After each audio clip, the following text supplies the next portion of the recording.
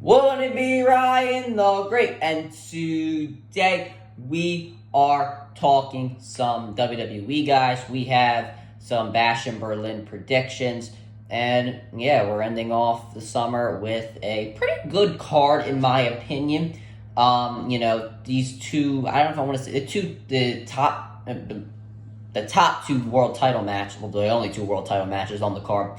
The programs have been kind of thrown together. Obviously, there's history between Gunther and Randy Orton. I feel Kevin Owens versus Cody Rhodes is a bit thrown together, but it is what it is. Obviously, Drew McIntyre versus CM Punk should be a great one in the strap match. Damian Priest, Rhea Ripley versus Dominic Mysterio, Liv Morgan. I think that's a very good booked match as well. I think that was the perfect one to make. The Unholy Union versus Bianca Belair and Jade Cargill, kind of in the background of all this. It's not the crowd. I doubt it's going to take it too seriously.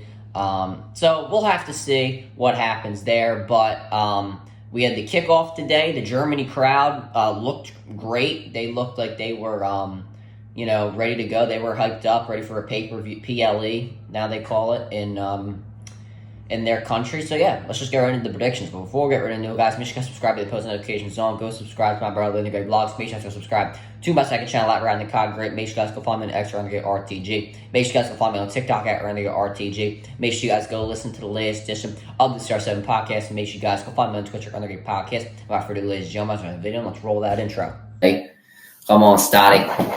Stop! Stop! Stop! Stop! Red Slam! First pitch! Bring him in! Yes! Oh, damn.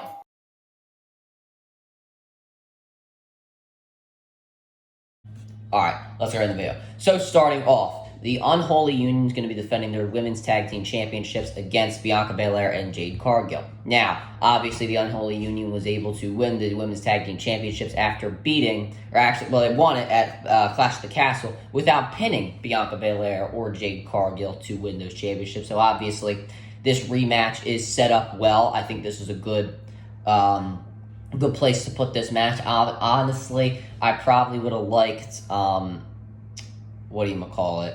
maybe LA Knight to defend on this card. Even LA Knight versus Santos Escobar for the U.S. title probably would have been a bit better on this card, but honestly, it doesn't really matter that much. Normally, the Women's Tag Team Championships are defended more on SmackDown, but the reason I think it's really on this card is to see a heel turn from Bianca Belair or Jade Cargill. Now, I think there could be some hints in the match that would get us to believe that one of these women are going to turn heel. I'm more leaning towards Bianca Belair because there's been a rumored heel turn for her since forever, in my opinion. Or not in my opinion. There's just all these reports always coming out. Bianca Belair might turn heel, this, that, or the other. It was obviously rumored in late 2022, sometime around there, because of her problems with Bayley. She was frustrated. Jade Cargill played a heel really well in AEW. Obviously, her in-ring work was good, but not 5-star level. So I think that pairing her away from Bianca Belair after she's done pretty well in the ring in WWE, she hasn't done bad, but she hasn't done incredible. I think you could pair her off now with Bianca Belair and embark on a feud that I think will get a lot of people talking. Would be probably be the hottest women's feud outside of Rhea Ripley and Liv Morgan right now. So yeah, I think that one of these women will cost their team the match, and the Unholy Union will win. I'm going to lean towards Bianca Belair, though. Next, Damian Priest and Rhea Ripley versus Dirty Dominic Mysterio and Liv Morgan. I like this match because of the fact that Damian Priest's end goal or final boss, that's a Rock reference, is to get to Finn Balor, to have a one-on-one match with Finn Balor. Now, when that will happen, I'm not necessarily sure. Maybe it could happen at the Royal Rumble. That's probably the most likely scenario, because I feel like at Survivor Series, I don't know. It could happen at Survivor Series maybe, but I feel like maybe the Royal Rumble is the time. Have them pair off for a bit and then re-embark on the feud. And then Rhea Ripley, you need to have her in a match that is not against Liv Morgan, because obviously they're not going to take the title off Liv Morgan after just beating Rhea Ripley at SummerSlam, and obviously the Dirty Dom heel turn, and they're very popular right now. They're not going to take the title off her. So having Rhea Ripley in a non-title match that she can win makes her and Damian Priest, for that matter, not look that weak.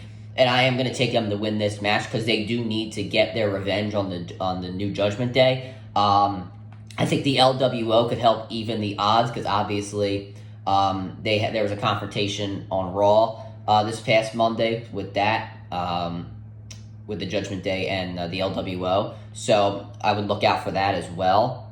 So yeah, I think that you need to have Priest and Ripley win this match to have them not look weak.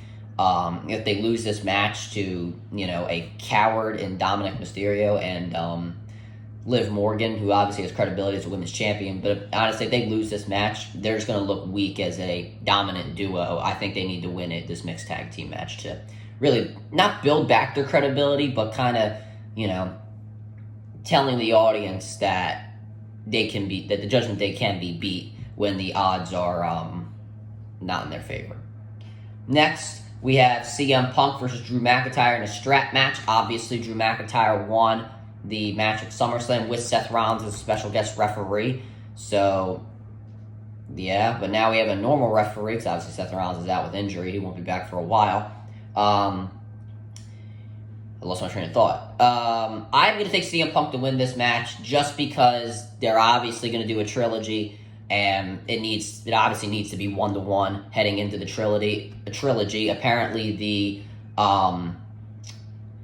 rumored match and place or time and place is a Hell in a Cell match at Bad Blood. Now, honestly, I think that's the perfect pay-per-view and the perfect match type for this rivalry. This is rivalry of the year in any wrestling company, AEW or WWE or TNA or whatever. This is the rivalry of the year. I don't care what anybody says. So yeah, that's a perfect time for that. But we'll get into that when we'll cross that bridge when we get there. But for now, CM Punk's gonna win. I can't see him going down 2-0, and then the trilogy wouldn't be necessary at that point because obviously you would know McIntyre can beat Punk, and if Punk wins, Punk would win a third match, it would still be 2-1. It really wouldn't mean much going in. So Punk has to win. Apparently, this is a traditional strap match where you have to hit your opponents in all four corners, something like that. I don't remember the full rules off the top of my head. I forgot to research them, but I'll research it later. But yeah, apparently it's a traditional strap match, not just where you have to pin or submit your opponent. So yeah, CM Punk going to win this match. Next, Cody Rhodes versus Kevin Owens for the Undisputed WWE Championship. As we know, Cody Rhodes is going to be facing The Rock most likely at WrestleMania 41, so he can't lose the championship. Cody Rhodes is obviously going to win. Now, to keep Cody Rhodes busy until that time, will Kevin Owens turn heel? I think it would be appreciated because I think Kevin Owens does need a heel turn. I don't think it's necessary, though, in my opinion. I think Randy Orton would be more necessary for him to turn heel because obviously he has that on his name that's, it's known for him. There's obviously been hints dropped. With Kevin Owens, there's been, hints dropped, but, not really hints dropped. I don't know how to explain it. Obviously, Grayson Waller played the video on SmackDown of him betraying people. And then, there was the time where he looked like he was going to hit Cody with the championship. And then he just handed it to him instead. So those hints have obviously been dropped. But I feel like we could see, him playing a tweener maybe in the match where he plays between a heel and a babyface, but he holds back just enough to where he doesn't use heel tactics to try to win. It also depends on if Solo Sikoa gets involved in the match, and then Kevin Owens might snap in the middle of it. But yeah, no doubt that Cody Rhodes is going to retain the championship. If Kevin Owens heel turn, questionable. I don't think it'll happen, though. Next, Gunther versus Randy Orton for the World Heavyweight Championship.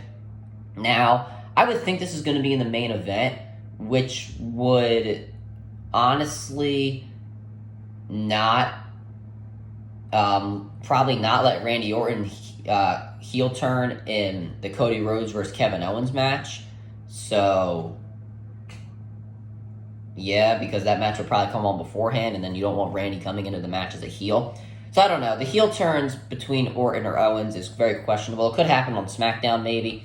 But nonetheless, this match, I think Gunther's going to win. there really is no way that you put the title on Gunther and then in his home country 1 month later you have him lose. He's gonna be most likely be the babyface coming into this match. I can't see a world where the German crowd boos Gunther in any way, shape, or form. If it does happen, then that's just crazy. Obviously, Rhea Ripley came into Perth, Australia as a heel, but she was cheered as a babyface in the match. So I can't really see a world where Gunther is not cheered, and if he loses, then there might be a riot, honestly. But nonetheless, I think Gunther's going to win regardless. I think he'll beat Randy Orton twice. Actually, a fun fact, Randy Orton has the most pay-per-view losses this year. I actually didn't know that. That's pretty, I wouldn't say upsetting, but it's pretty surprising in my opinion. But yeah.